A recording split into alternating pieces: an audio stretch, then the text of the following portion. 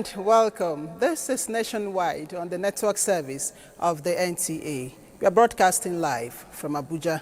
I am Chinenye Oye. Do not forget that you can follow this news broadcast live on our website at www.nta.ng/live and on all our social media handles displayed on your screen for update. The government of the Republic of Benin has briefed the ECOWAS Council of Ministers, informing it that normalcy has returned to the country following the recent attempted coup. Kevin Ewunaye reports that the Minister of Foreign Affairs of that country, Olusegun Ajadi Bakare, while making an appearance at the 95th Council of Ministers meeting in Abuja, expressed his country's gratitude to ECOWAS and Nigeria for rising up to the challenge, saying the timely intervention demonstrated what the region can achieve standing together. We have two lessons out of this episode in Sunday. The first one is the fact that our army is a Republican army, an army fighting for democracy, an army capable to stop this type of coup. That's the first thing. The second thing is our regional institution and the partnership, the brotherhood between Benin and Nigeria under ECOWAS protocol is really well functioning because we show that together we can fight for democracy. It's not for us to say that the democratic model has to be a particular type, but to encourage African countries to come up with what works for them. And this is what the Regional Partnership for Democracy is about. We're partnering with the UNDP, we're partnering with ECOWAS. I urge you to look at it, and it's not something that is owned by Nigeria. Nigeria has come up with the concept under President Bola Ahmed Tinubu during his chairmanship of ECOWAS, and we've presented it for other countries in the region to look at and apply it as they deem fit.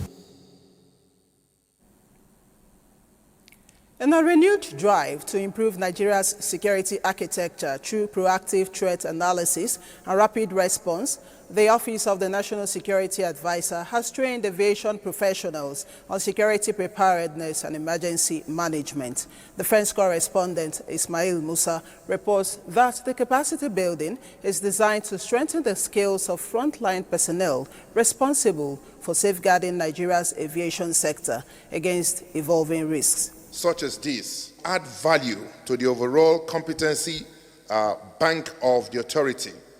This is why we continuously invest in capacity building of our inspectors in all aspects of civil aviation, ranging from aircraft safety, aerodrome safety, customer protection, economic regulation, to aviation security. The knowledge acquired here is not only for your career advancement, but also to strengthening public confidence in our aviation safety and security framework.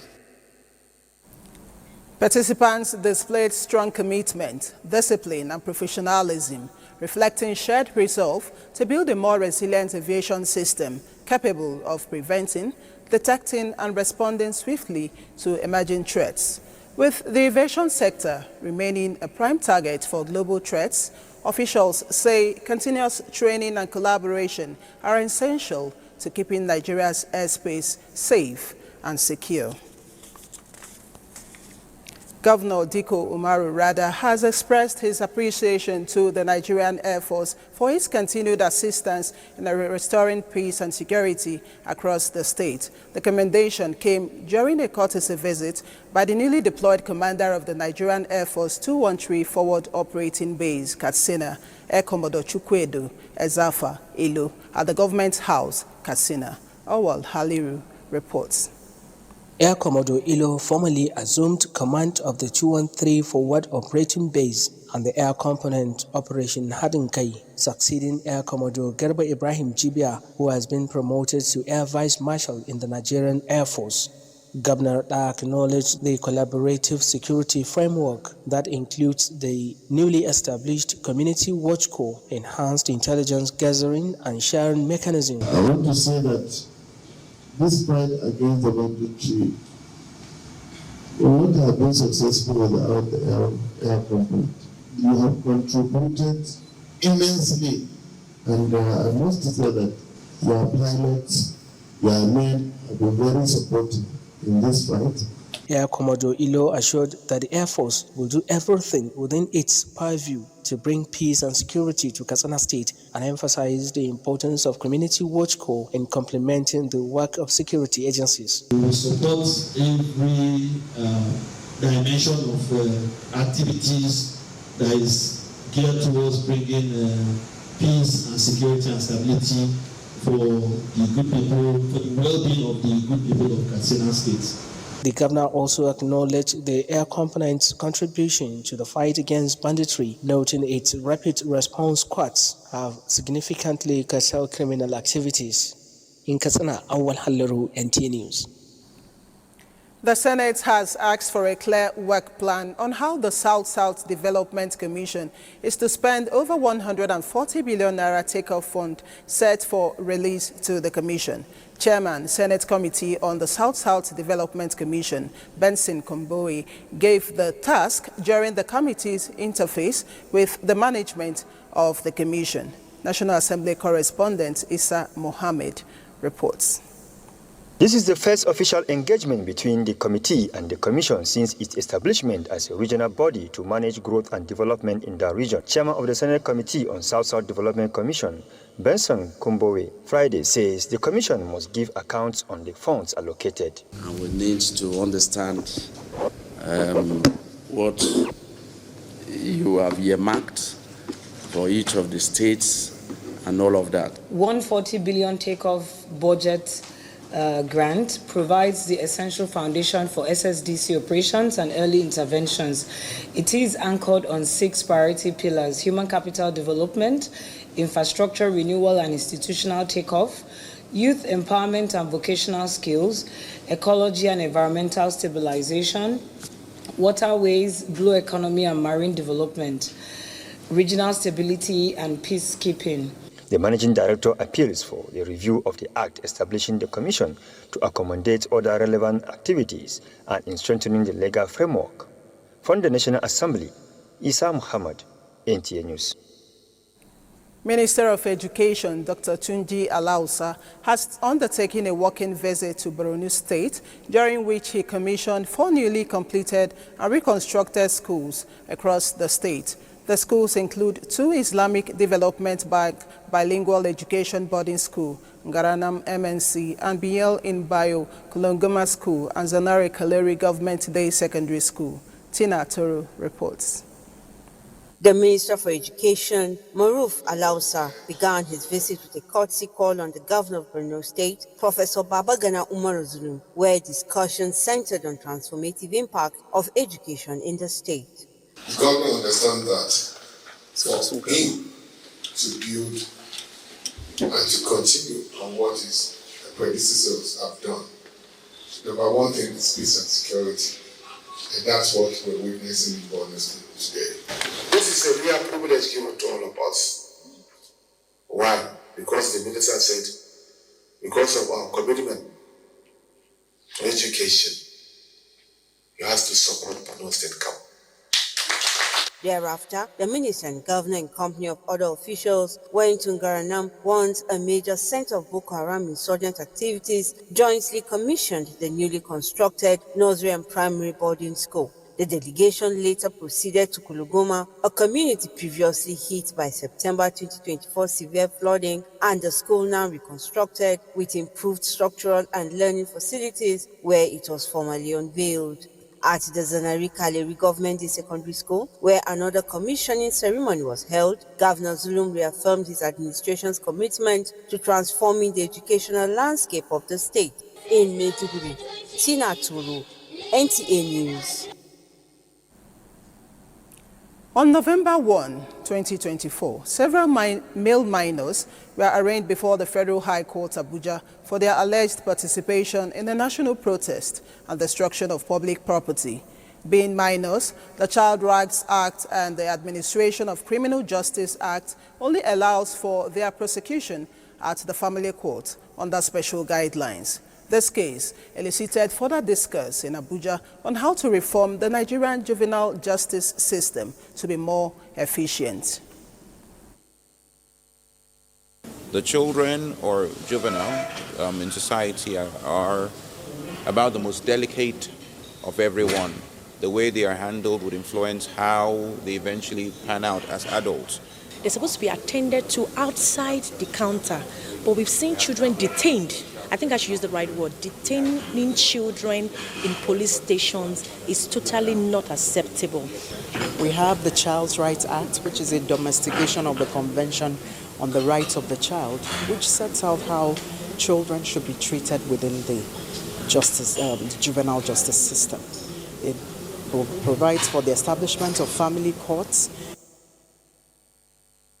The International IDEA NGO, backed by the EU, wants key actors in law enforcement and the judiciary to incorporate positive lessons learned from other jurisdictions for rehabilitating young offenders in the society.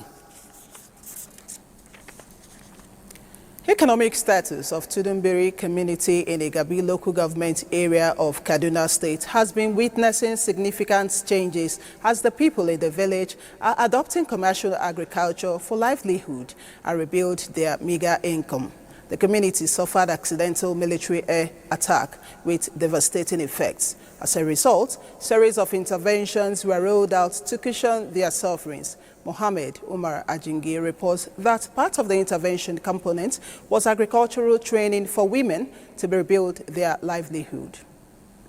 Asabe Ayuba is among residents of Tudumbiri village and was also a victim of the unfortunate incident which left her in a devastating condition. However, the intervention of a non-governmental organization through training in new farming techniques rekindled hope and put a smile on Asabe's face. We were surprised when we heard about the farming training, but it is an important knowledge. The likes of Asabe and many in this community have a pleasant story to tell after the adoption of the new farming technique. And they also taught us how to protect our integrity and enrich ourselves. The story of Tudumbiri community is that of resilience in the aftermath of the unfortunate airstrike. In Kaduna, I am Muhammad Umar Ajingi, NTA News. This is Nationwide on the network service of the NTA. We'll now link up with our Yusuf Jibo in our Lagos Network Center, who is standing by to bring us the next set of reports. As there is no limit to their studies. Dana Jala reports that 8-year-old Naomi Emmanuel, a pupil of Iobles. Thank you, Chin. Welcome to Lagos. For 11 years, the U.S. has been empowering young African leaders through the Mandela Washington Fellowship, a flagship program of the United States government to honor their achievements and strengthen ties. The public diplomacy section of the U.S. Consulate General in Lagos hosted a memorable reunion reception and award ceremony. Adejoke Odeka completes the report.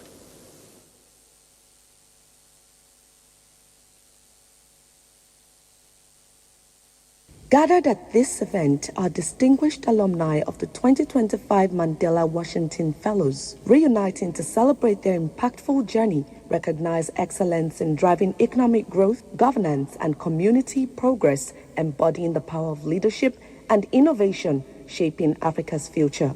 Your contributions matter, and we look forward to your continued impact that you will make here in Nigeria or elsewhere around the globe. Beyond the valuable networking between new fellows and alumni, 10 awards were presented to outstanding individuals whose works exemplify exceptional leadership, partnership, innovation, and excellence across various fields. I'm grateful to the U.S. Consulate for seeing the work we're doing for small businesses in Nigeria and for rewarding us with this award.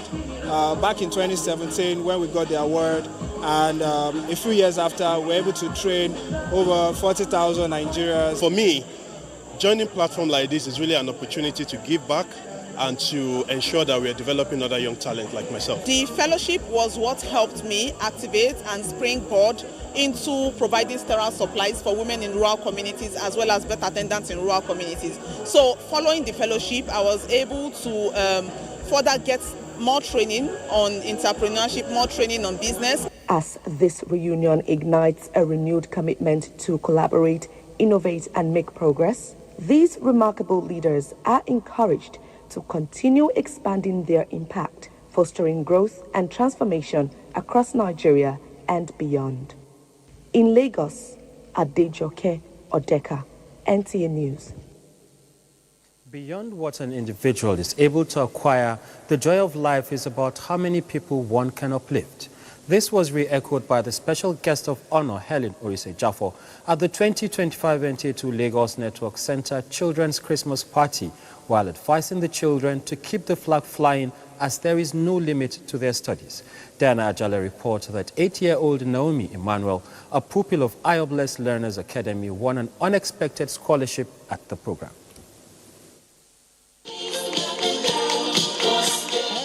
The 2025 NTA Children's Christmas Party, as usual, brought together pupils and students from public and private schools within the Lagos metropolis, accompanied by their teachers and parents. They participated in various games and cultural activities. Of course, the party wouldn't have been complete without them displaying their dancing skills. Zonal Director, NTA Lagos Network Center, Dr. Evelyn Nwosu, promised to build on the momentum of the program. Jesus Christ is the reason for the season. What would he have done as a child? If you know what Jesus Christ would have done, do it. If you think he wouldn't have done it, don't do it. But above all, make it an opportunity to give out. Don't always receive. Learn to give out to people. And for Naomi Emmanuel, her joy knew no bounds as she received a scholarship covering her primary school education through university level by Spring Sky Finance. And what do you have to say to the people that gave you the scholarship? Thank you very much. Chairman Spring Sky Finance advised the students to remain focused on their studies. This is awesome. I mean, NTA has really done marvelously well. I mean, coming in here, I wasn't expecting such a crowd, and to think that, you know, they will go out of their way to see how they can put smile on the faces of those children is quite noble. Chairman of the planning committee expressed appreciation to sponsors for making the day memorable. We thank God that we have a lot of people that support. The NTA Children's Christmas Party 2025 proved to be a heartwarming celebration in Lagos. Diana Ajale, NTA News. Indeed, heartwarming. And those are the reports from Lagos. Nationwide continues with Chinenye in Abuja after the break. Don't go. Thank you so much for staying on.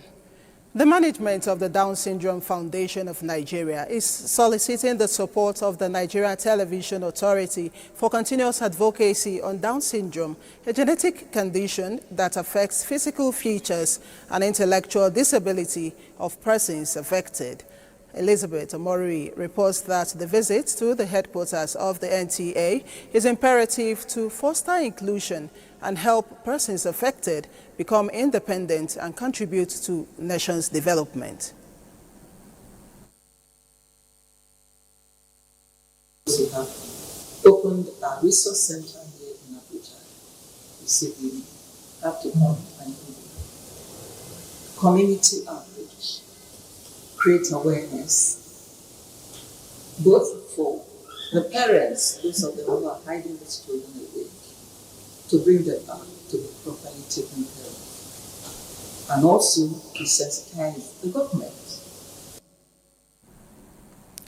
Director General NTA, represented by the Director of Medical Services, Dr. Damian Bay, assured them of the organization's support.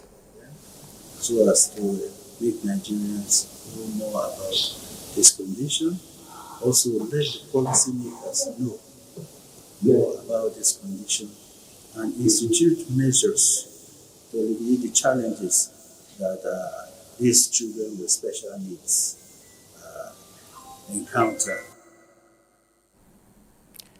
They advocate full implementation of the disability law to ensure equal human rights. Sokoto is next on our lineup on Nationwide, and Sadia is standing by to bring us the next set of reports. Hello, Sadia, you're on. And thanks for joining us. Sokoto State is accelerating major transformation in its transport sector, channeling strategic investments into the air and road systems to boost commerce, tourism, and economic growth. The ongoing construction of a world-class VIP terminal at the Sultan Abubakar III International Airport and the expansion of the state mass transit fleet with additional buses are among the key projects undertaken by the state government. Bashir Ibrahim Nababa completes the report.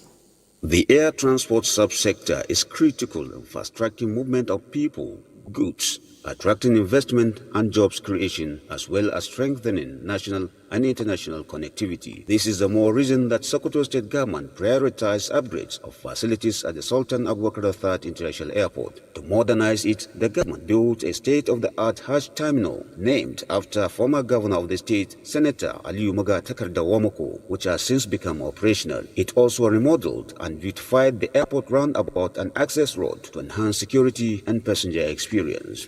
Our able and committed are able to step further by trying to put one of what I would call one of the best at the time it's completed, the protocol launch, protocol terminal, which when this VIP come to the airport, we have to. That's where they will hold first. Either if they are going, they are departing, or they are coming, they will host them there first temporarily before they can go aboard the aircraft, or if they arrive, or before they go to the town.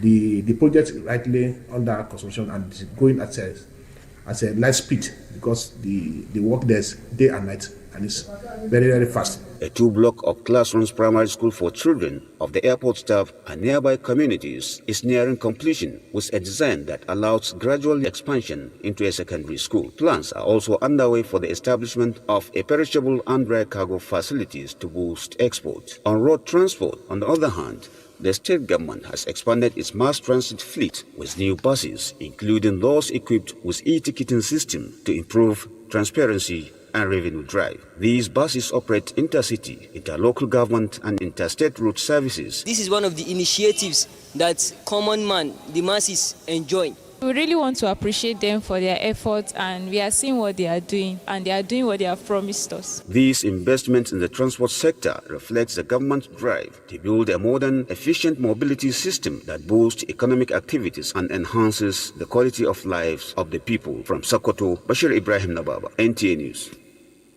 Worried by the rising cases of preventable maternal and child death in rural communities demanding faster and more reliable emergency support, Sokoto State Government has rolled out new intervention that ensures timely transport and life-saving care for women and children facing complications. The World Bank-supported Rural Emergency Service and Maternal Support Scheme was unveiled by the State Commissioner for Health, Dr. Faruk Umar Abubakar. Abdullahi Umar Ilal reports.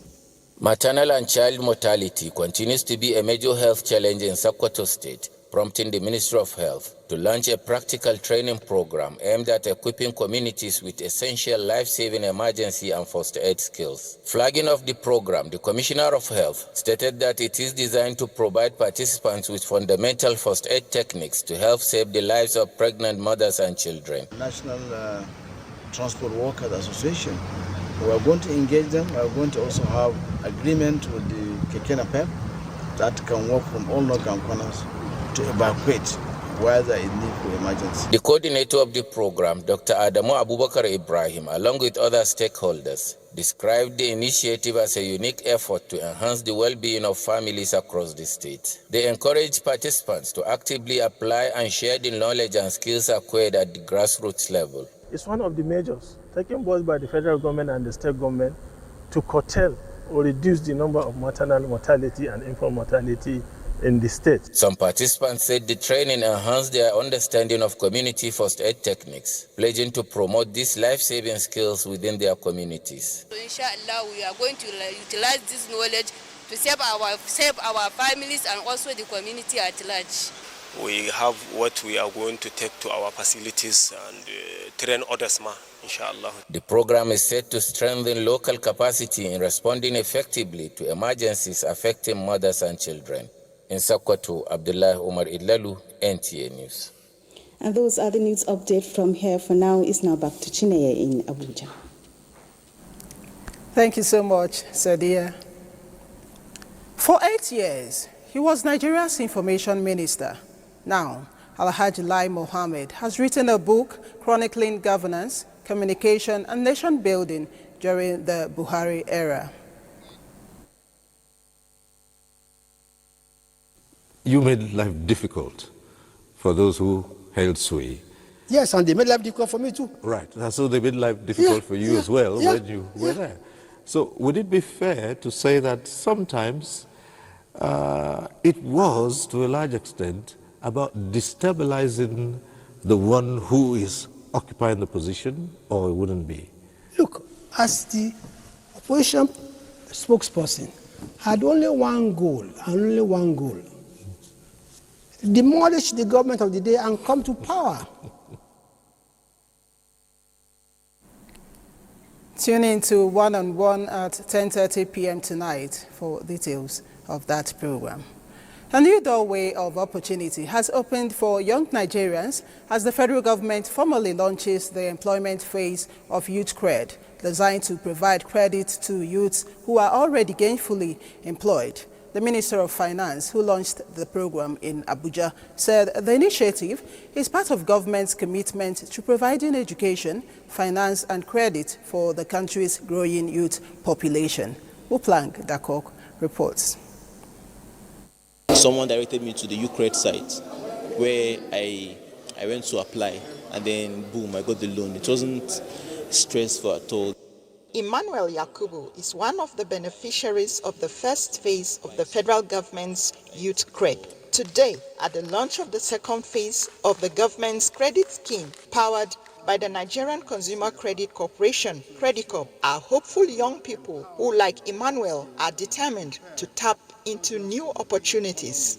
This next phase, which focuses on Nigerians from 18 to 39 years, will provide loans of up to 3 million naira to those who already have jobs but require credit to start small businesses, invest in skills, or simply gain a stronger financial footing early in life.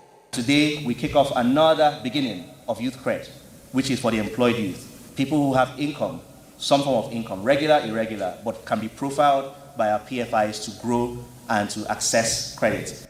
The initiative aims to expand access to finance, boost confidence, and support young people to take their first major step into the economy. The critical resources, even for the fourth industrial revolution, the critical resources for AI, for technology, are largely found in Africa. And so these initiatives that provide you the empowerment and the infrastructure to deliver over the internet are what is key. So far, more than 35,000 youths have received credit education under the scheme in what government says is crucial to building a culture of responsible borrowing and financial growth. In Abuja, Muplang Dakok, NTA News. To boost Nigeria's economic growth, thousands of women now have an opportunity to own or operate mobility assets such as cars, motorcycles and tricycles. This is made possible through the federal government's initiative facilitated by the Nigerian Consumer Corporation, Credicorp. Olayinka Ojo reports. Since the initiative started, they have been able to impact in the lives of more than 200,000 beneficiaries in 5 key thematic areas of mobility, digital device, home improvement, among others.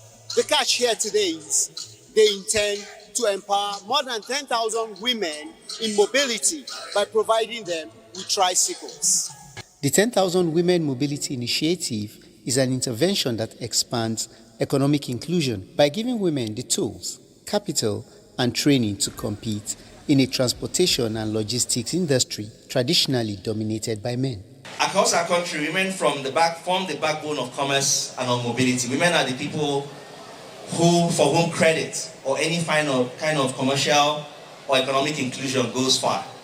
For 7 years now, Patience Sabo has been operating a mobility business. She is one of the beneficiaries of this initiative. I've been praying for a day like this to come, and I'm very happy. I don't even know what to say. If you notice anything, any improvement that you want, don't just feel free to communicate.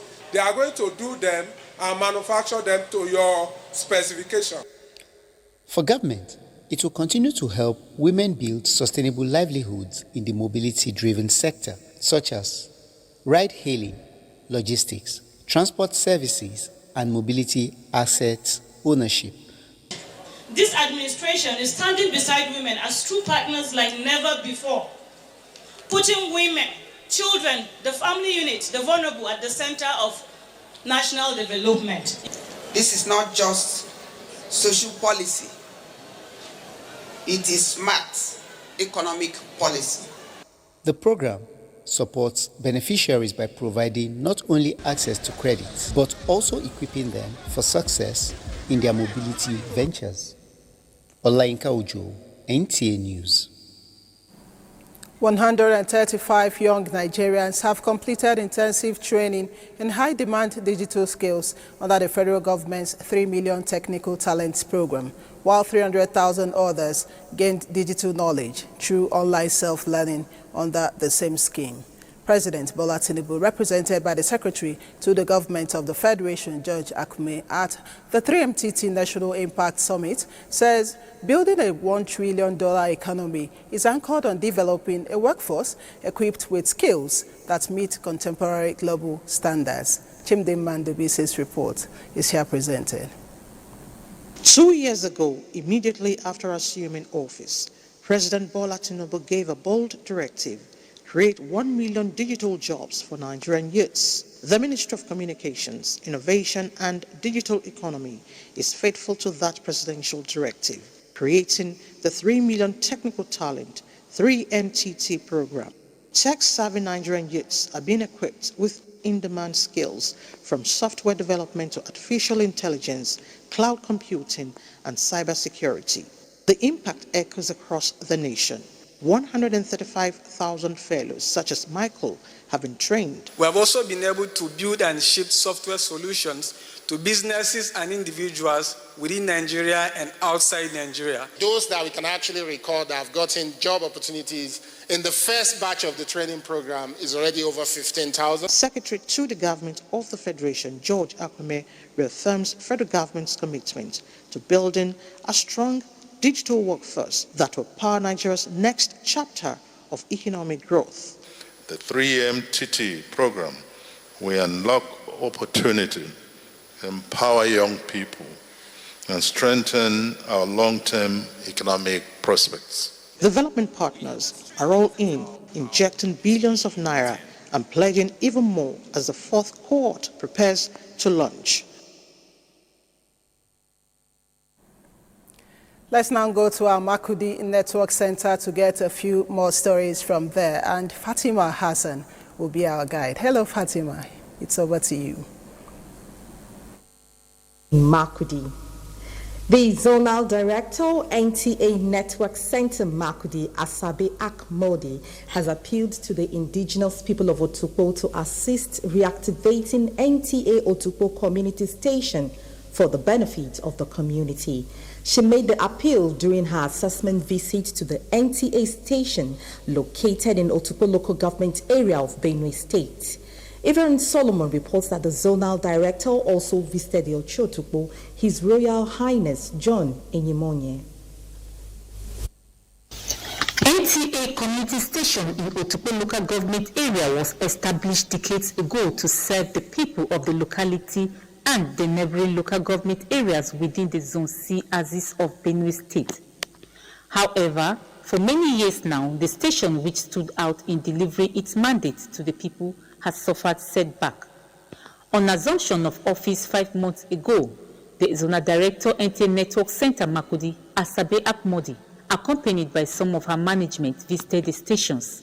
During inspection, the Zonal Director and her team saw how NTA Transmission Office at Otobi Road has been vandalized while people are encroaching into the land.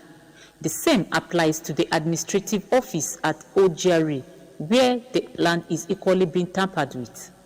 The Zonal Director also took out time to visit the Ochi Otukpo in his office to intimate him on the purpose of her visit, solicited for his support, and also appealed to the indigenous people of Otukpo to assist by joining hands to bring back the station on air.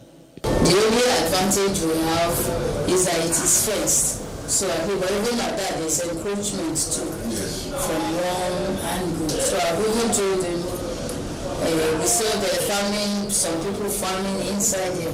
We want to know who, at least they too, we should be able to identify them. And they now will be like our eyes too there. Because if all along we had that kind of relationship, they will not vandalize the place. The Ochi Otukpo, His Royal Highness John Eyimonye, promised to assist and appeal to his people to put their hands together in reactivating NTA Otukpo. I can assure you that once it's a technical issue, they will know how to put it back. And they will put it back. And we are part of, the surveillance. We will be able to do our best. I think that we will do better than what we found now. The Ochi Otukpo also indicated interest in partnering with NTA in their activities. From Otukpo local government area of Benin State, Iverin Solomon, NTA News.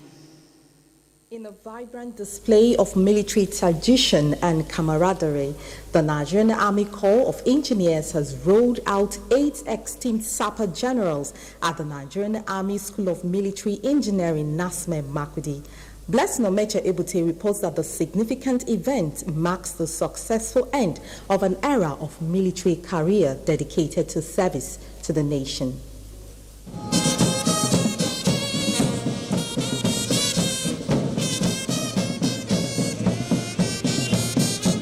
The event featured a ceremonial march complete with traditional military fanfare.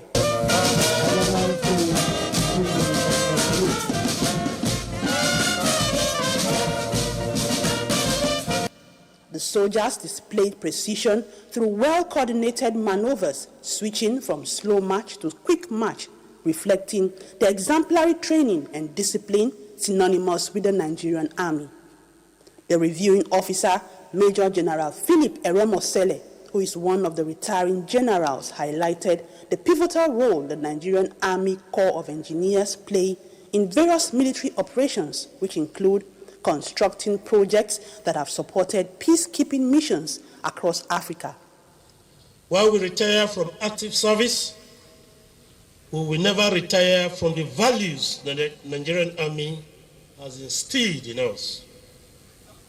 As we transition into a new chapter, I urge my retiring colleagues to carry with us cherished memories of victories, sacrifices, and lifelong friendship. We are consoled by the truth that brothers in arms are brothers for life. I am here to particularly congratulate the 8 retiring SAP officers for a meritorious service and to wish them the very best in the next phase of their life. High point of the ceremony was the rolling out of the 8 Sapper generals and the crossing of the River Benue, signifying the end of a military era dedicated to patriotic service to the nation. In Makurdi, Blessing Omeche Ebute, NTA News.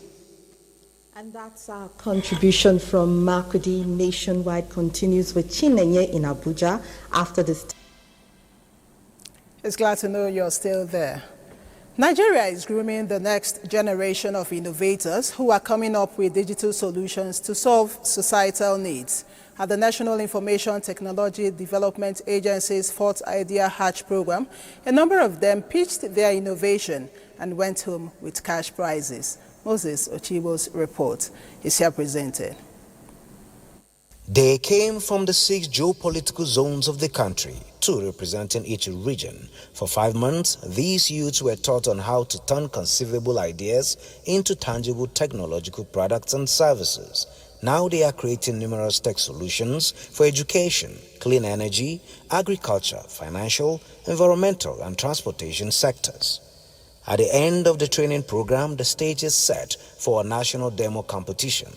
Pitching of mind-blowing innovation ensues, and the clean energy business platform solution came up tops. I just want to thank NIDA for being supportive all through the journey, to seeing our product go from ideation all the way to market readiness. And we want to ensure that through programs like this, we are creating a vibrant entrepreneurial hub for startups within the program to build bridges. Why JICA supports this digital technology or innovations or entrepreneurship is that innovation or digital technology will be one of the driver of the developing the Nigerians. IT experts see this initiative as an expression of federal government's determination to nurture innovation, empower the youth, and build the future of Nigeria's digital economy. The Nigerian Institute of Public Relations has inducted 448 new members at its fourth quarter induction ceremony, marking another milestone in the Institute's commitment to strengthening professionalism, ethical practice, and strategic communication in Nigeria. Haman Jabane reports that inductees were reminded that their entry into the institute is both a professional responsibility and a call to service, one that demands discipline, continuous learning, and strict adherence to the NIPR Code of Ethics. You are hereby inducted. With the theme redefining public relations in Africa towards culturally grounded, ethical, strategic African practice, the induction underscores the urgent need to shape a uniquely African brand of public relations, one rooted in culture, integrity, and strategic leadership. Nigerian Institute of Public Relations leadership emphasized that public relations is far more than media engagement or crisis response. It is a strategic leadership function, central to building trust, strengthening reputation, deepening stakeholders' engagement, and promoting inclusive development across communities and institutions, stressing that in an era of misinformation and societal divisions, ethical communication has become a national responsibility, urging the new inductees to uphold transparency, cultural sensitivity, and professionalism in every engagement. You must rise as public relations practitioners to calm tensions in this country, not to inflame them. You must rise to clarify issues where there is confusion, not to go on and confuse the public. You must unite stakeholders. The new members are expected to contribute fresh ideas and renew commitment as Nigeria works towards a more ethical and culturally grounded communication landscape.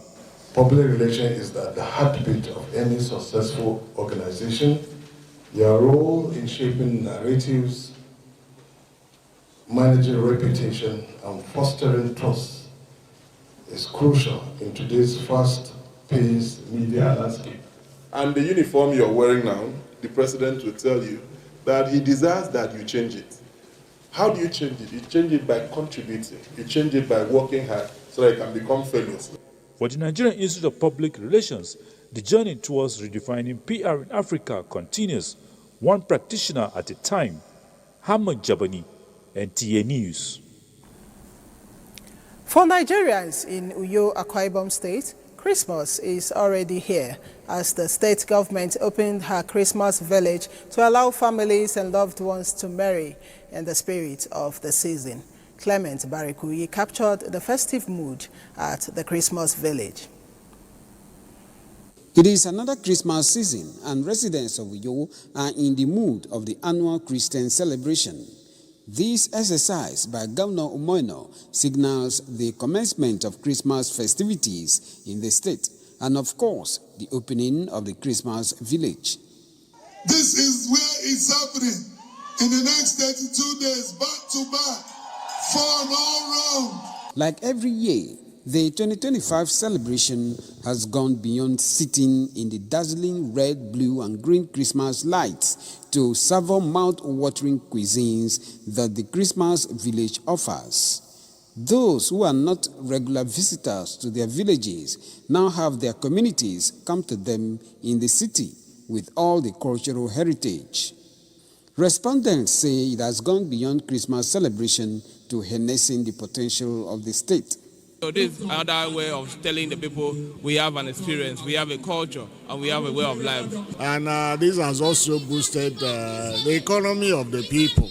I advise anybody wherever you are to come to Akwa Ibom so that you see the rich culture that we have. Traders say the village is living up to its tag, Christmas Unplugged. So far, so good. We are enjoying this place. Patronage is fine. As each day passes, the Christmas celebration is heightened here, and the village in the city remains open to visitors. Clement. And Clement is still standing by to tell us more about this arrangement. Clement, what more can you tell us? From early December this year, the city begins to glow. The iconic Christmas village becomes the heart of the entire celebration, bustling each night with music, food vendors, local crafts, and joyful crowds. The atmosphere here is festive yet relaxed, bright yet peaceful, and this is a perfect blend that makes the season memorable year after year. As you have seen in that report, the Christmas village is actually indeed a place to be. Every day for the next 28 days, each local government area will be performing. And what are they doing here? They simply come with their cultural heritage in terms of food, cultural attires, and what have you, name it. And that is why this particular village in the city was set aside to enable people come here and have a feel of the rich cultural heritage of the state. Thank you so much, Clement, for that report. And from Akwa Ibom, we take you to Jigawa State Government, where the state government has taken a step towards revolutionizing livestock production in Nigeria, signaling a landmark memorandum of understanding with a consortium of investors for a multi-billion naira alpha cultivation project. The initiative is expected to boost animal nutrition, promote ranching, and significantly reduce farmers-herders conflicts. Muhammad Musa Askira reports. That state is fast becoming a hub for agricultural innovation, as Governor Umar Namadi has approved 100,000 hectares of land for a major alfalfa cultivation project. The agreement was sealed with a group of investors led by the Director General of the National Information Technology Development Agency, Kashifu Inwa Abdullahi, who facilitated the partnership. The investors are committing multi-billion naira resources to grow alfalfa, an animal feed renowned for its high nutritive value, targeting the needs of Jigawa over 47 million livestock population. Stakeholders say the project marks a significant shift towards modern livestock management, offering a sustainable solution to the long-standing farmers-herders conflict by promoting ranching and settling nomadic herders. Governor Umar Namadi assured the investors of maximum support, noting Jigawa's ranking as #1 in Nigeria's ease of doing business, according to the World Bank. The project is scheduled to kick off this year in Kaugama and Malamaduri local government areas, with financing support from Exim Bank and the Saudi Exim Bank. The president's political will in creating enabling environment for livestock, social impact that can address farmers, herders, clashes in Nigeria, as well as encourage people to build ranches. Almost every household you will find animal rearing as a means of livelihood. So that is why we deliberately created the Ministry of Agriculture to provide guidance, to help this small business to grow. With this development, Jigawa State is positioning itself as a major player in livestock feed production and a model for a peaceful agricultural coexistence in Nigeria. In Dutse, Muhammad Musa Askira, NTA News. And that is Nationwide for today. We thank you so much for being a part of it. I am Chinenye Moi.